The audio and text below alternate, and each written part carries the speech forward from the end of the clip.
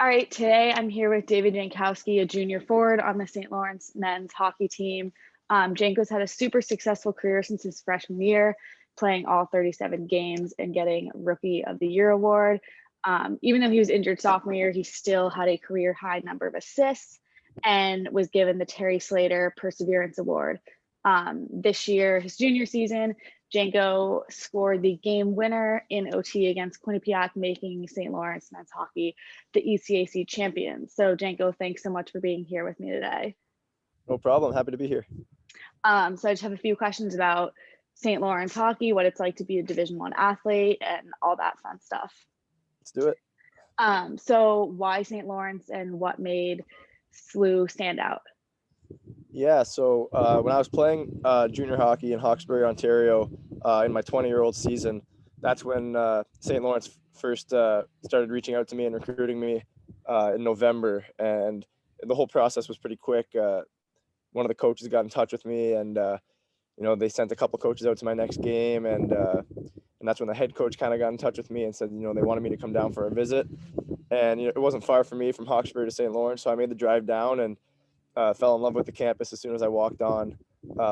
It was beautiful. It was covered in snow at the time, which was really cool to see. The campus looks beautiful in snow, and I got a chance to walk around and meet up with some players and tour the rink and the campus. And I think kind of walking out of that visit, I kind of knew what I wanted to do. And I had some interest from some other schools as well, but I think at that point it didn't really matter. I wanted St. Lawrence, and the hockey situation seemed really good too. And when you combine a beautiful campus with great academics and a hockey situation that looks good for you, I think the decision's pretty easy. Mm-hmm. Yeah, definitely. So what's the best piece of advice that a coach has ever given to you, and what coach was that? Yeah, I think for this question, I'm going to go back to my time in junior in Hawkesbury. I played 2 years there, and it was at the end of my first year there where the season was over and we were having our exit interviews with our coaches. And I walked into the meeting, and I hadn't really had a lot of interest from D1 schools at this point yet.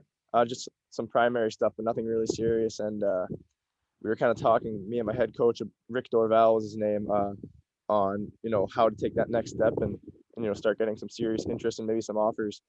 And one of the biggest pieces of advice he gave me was that when I'm scoring goals and creating offense, everyone loves me, but in hockey, it's not always going to be there. You're not going to be scoring every night. So we talked about, next year or the year after, if you're going to go to college, coaches want to know what you're going to do when you're not producing offense. And they're going to want to know what else you can bring to the table. And he thinks that was kind of the last thing that was holding me back. And, I made a focus on that summer and going into next season about, not only, doing stuff at the offensive end of the ice, but what can I bring to the table defensively, blocking shots, being good positionally. And I think that made a huge difference for me and would help me be successful that next year in junior and ultimately help me land a scholarship. So I think that's the biggest piece of advice that's advanced my hockey career. Yeah, that's awesome advice. And so if you could change anything about your recruiting process, what would it be? I think, I was pretty happy with my recruiting process and how everything played out. Maybe one regret I have was not doing an overnight visit at St. Lawrence. I think the way it worked out with my hockey schedule in junior at the time and the team schedule, I think it was exam week, the week I was getting recruited for them.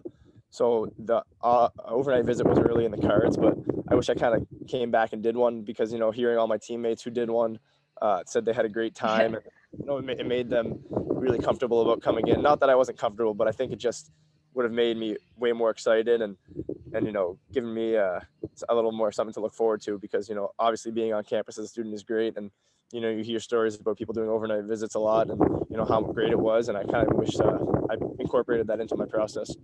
Yeah, definitely. How did playing 2 years of juniors hockey best prepare you for life as a Division I athlete? Yeah, I mean, personally, hockey's a little different. A lot of other sports don't really have that option to take a couple of years off and play junior. But, as for myself, coming out of high school, I wasn't very physically mature. I was kind of a late bloomer in terms of growing and filling out. So having an extra couple of years to kind of get ready for the college game was great for me, hockey wise, and for school, coming in as a 21-year-old freshman playing Division I sport, I think made things a lot easier because a lot of times freshmen can get overwhelmed with the workload and responsibilities, and managing a social life too. And I think having an extra couple of years of experience really helped me out, and a lot of my teammates as well who were older at the time. We've been through a lot in junior. We'd done classes online too, so we kind of knew what the course load was going to be like. And hockey wise, we were more ready. I think that also helps, manage everything because there's a lot coming at you at once freshman year, and having extra couple of years of just life maturity was huge. Yeah. And so how can a high school athlete get on a coach's radar? Yeah, this was something that I had been focusing on a lot going through high school and then junior hockey. Like I said, I didn't really have a lot of D1 interest in the first few years of my junior or my first year of junior and kind of the end of high school. So I was trying to ask myself, what can I do to get on the coaches' radars? And what I did, countless emails I sent to different coaches and coaching staffs and different hockey programs. That even something I've always been told by different coaches and stuff, and is that you got to be proactive and you got to reach out, and it's not always going to be them reaching out to you. You got to find a way to get yourself on some radars, even if it's just getting a coach to put your name on a list or to come watch you. And if you trust yourself and what you can do on the ice, the biggest thing is getting them there.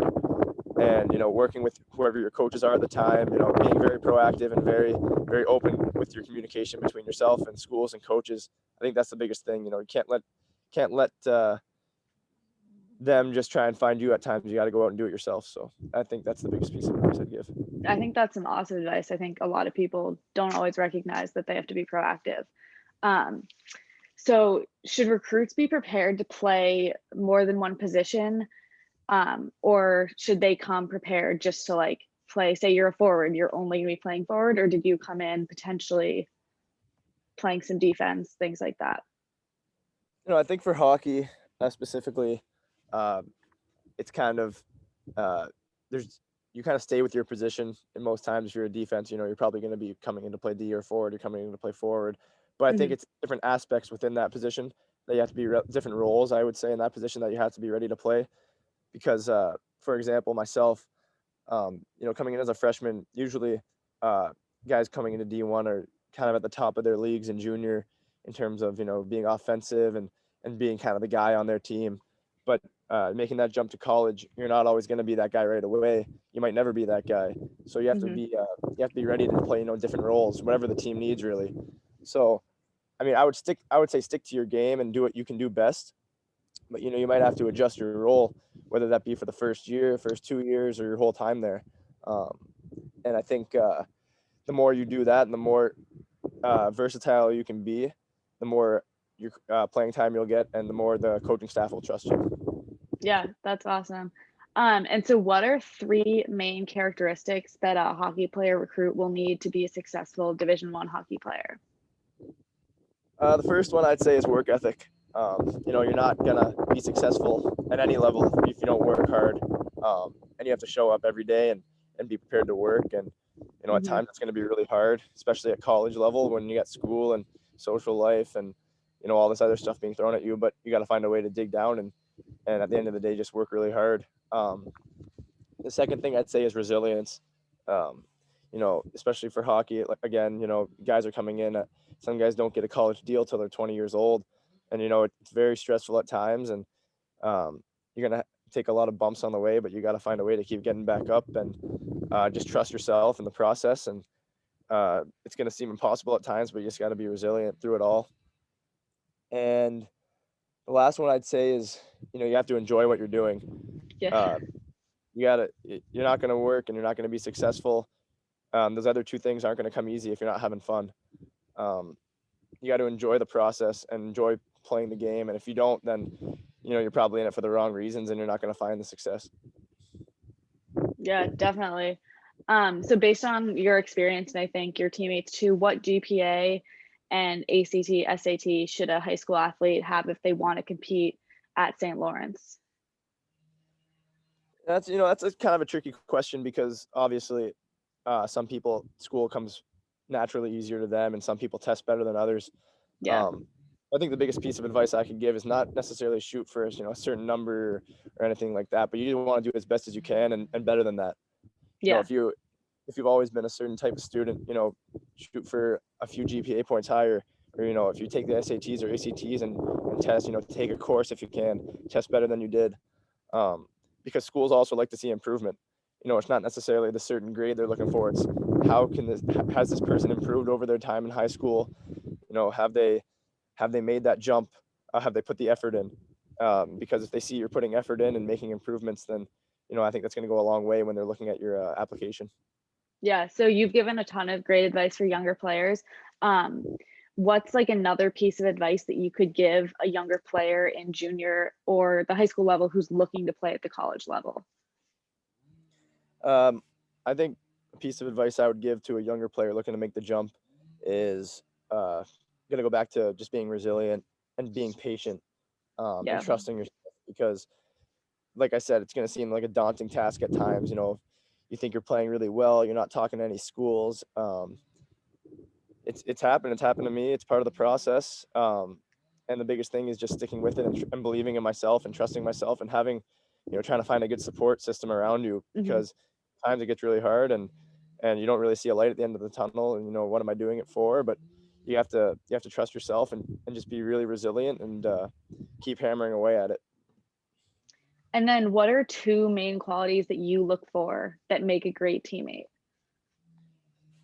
The first one I would say is being a hard worker, because if you're going up against these guys every day in practice, good teams practice the hardest, and Yeah. you competing in practice every day, and the harder guys work, the better you become as a player, the better they become, and the better the team becomes. So you need teammates who are going to push each other. And the second one I'd say is trustworthiness. If you're going to play with these guys and go through the grind every day, you're going to have to trust every single one of them, Mhm. especially in order to be successful. So I'd say work ethic and trustworthiness are the two biggest, I'd say, for being a good teammate. Yeah, definitely. That's awesome. And does the SLU hockey program take walk-ons? And if so, how can they start that process? Um, we have taken walk-ons in the past. The thing is, I would say for a walk-on, it's not always going to be like, obviously, for D1 sports, it's pretty much heavily recruited based. Hmm. But there's certain situations that are going to call for walk-ons, and I think it's more of a timing thing. If you have a lot of injuries, you're going to need someone maybe to step in certain situations, or uh, if something weird happens where guys are suspended, injured, for whatever reason. Um, so I would say if you're looking to be a walk-on, it never hurts to get in touch with the coaching staff at your school. Um, Maybe even before you go in, say like, what's your situation like? And obviously, it's not always, you might not get the answer that you're looking for. Hmm. It's very situational based, but it Yeah. never hurts to reach out and ask, and maybe it's just if you can practice with the team for a bit, or give yourself a chance. But yeah, it never hurts to ask, and uh, obviously it's happened here before, and Yeah. guys have gone on to have successful careers, so as walk-ons. So yeah, it never hurts to ask, and I would just say go for it. Yeah, definitely. So what advice can you give recruits as far as social media is concerned? And are coaches looking at players' social media? 100% coaches are looking at social media, whether it be recruits, current players. Social media is such a big part of today's society, and everything you do nowadays is under such a microscope. So uh, definitely watch what you post on social media. Yeah. Um, it's it can ruin careers at the end of the day, being honest. And I've seen it happen plenty of times, and you even hear coaches talk about recruits not getting a chance. They might be great hockey players or great athletes, but they post one thing on social media and crossed off lists. So uh, you got to be really careful about what you post. And social media can be a great tool, to promote yourself or stuff like that, but you just got to be really careful about how you use it and really monitor yourself. Yeah, definitely. So finally, what's the biggest difference between playing juniors hockey versus Division 1 hockey? 100% the speed, the biggest difference. Yeah. you're going from junior hockey, you got guys range from 16 years old to 20 years old, and in college hockey, you're playing against 25-year-olds at times. So the biggest thing is, these guys are just more physically mature. And I think that's one of the great things about playing junior for me was, being able to get a little bigger, a little stronger, so I can manage myself when I got into these games in college. But yeah, the speed, size, and strength. Guys are just faster. There's way less time to make plays, and there's definitely an adjustment period. In my first season there, of trying to find ways that I could be good and kind of catch up to speed. Yeah, definitely. So now I have a few fun questions for you. The first, what's the craziest thing you've ever seen a fan do? Freshman year, actually, we got a pretty crazy road schedule, and we had a chance to go to some different rinks that have are notorious for their fans kind of ripping on the road team. And I think the craziest, funniest, creative thing I saw was we were playing at Yost Arena, University of Michigan, and they have a crazy fan section, and they're all there for warm-ups and while we're skating around, giving us crap and yelling at us. And one of the funniest things I saw was they had a big whiteboard, and they'd write something different on it every time we would skate around. Just stuff like I think one of them was the ticker waters down their vodka, and Yeah. Clarkson has better looking girls, and just funny stuff like that. But Yeah. they did their research, and you could tell they knew what they were doing. And it was just really funny stuff. And they'd go after individual guys too, and they were doing it all through warm up all game, and it was really funny. And Yeah, that's probably that's pretty creative of them. Yeah. And then, so obviously the SLU Clarkson rivalry is like pretty crazy.